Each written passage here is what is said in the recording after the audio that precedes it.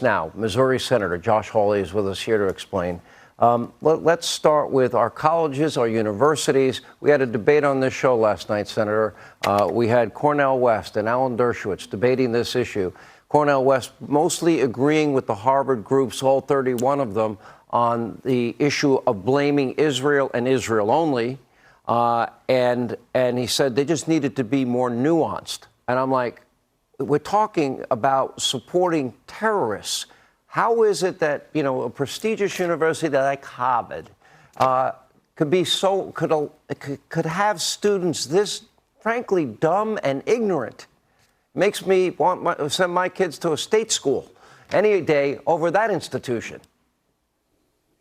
You know, and that same institution, Sean, as I recall, was quick to fly the flag of Ukraine over Harvard Yard. But now, when Israel is under attack, their terrorists are murdering children, cutting off the heads of babies. They want to wipe Israel off the face of the map. Let's be honest. They would kill every Jew in the world if they could. That's what these terrorists want.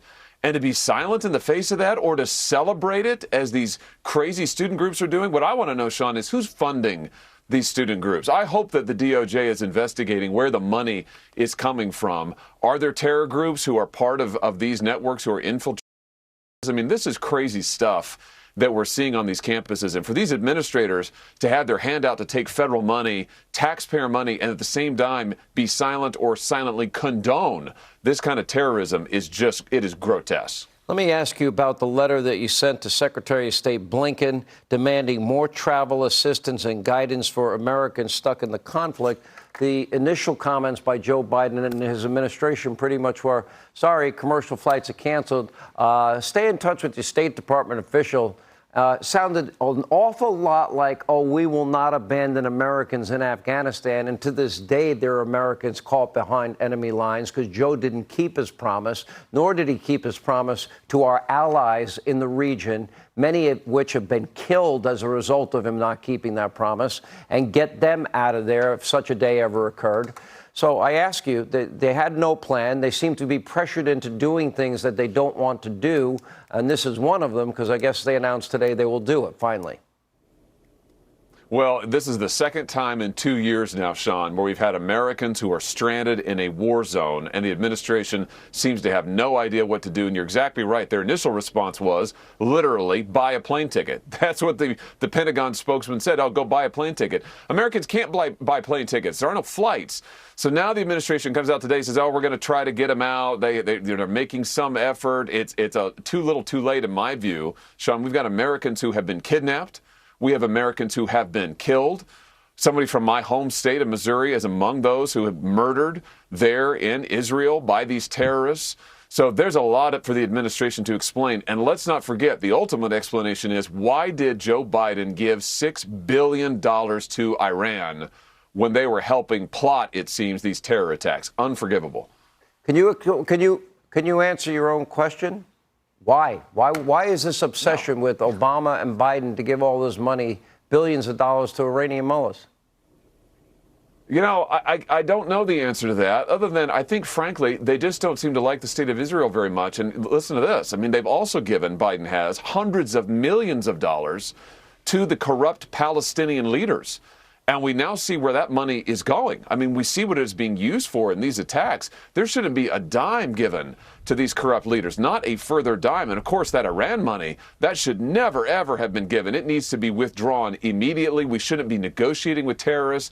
This is Joe Biden's foreign policy on display, on exhibit. It is total chaos. It is disaster around the world. And ultimately, it is danger for the United States of America. We can now hear and see in the background, and this has happened every night this week when we've been on at 4 a.m. and 5 a.m. in Gaza, where, you know, we are now seeing explosions seen and reported in Gaza. You can hear it. You can see it in the background.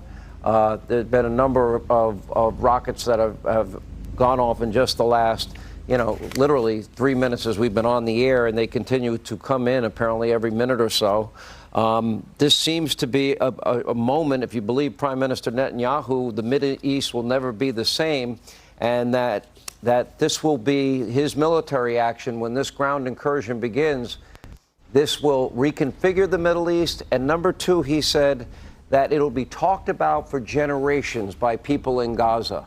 That sounds to me like he's going to annihilate the threat that has been Gaza, that has existed now for such a long period of time, decades for the Israelis. It sounds like those days are over. Well, and I certainly hope that the prime minister does whatever he needs to do to keep Israel safe. They need to be able to keep their own people safe. And listen, by keeping Israel safe, he will help make the United States of America safer, because these are terrorists. We shouldn't be shy about saying it. They are terrorists. They are butchers. They are murderers. And they would kill every American, too, when they were finished killing the Israelis. So it is important that Israel be able to defend itself and that the United States give Israel all the support that it needs. And frankly, we need to be putting together a coalition of Senator, people saying we stand with Israel. Hang on, get back to the coalition. That is a live bombing that you're hearing right now in the background.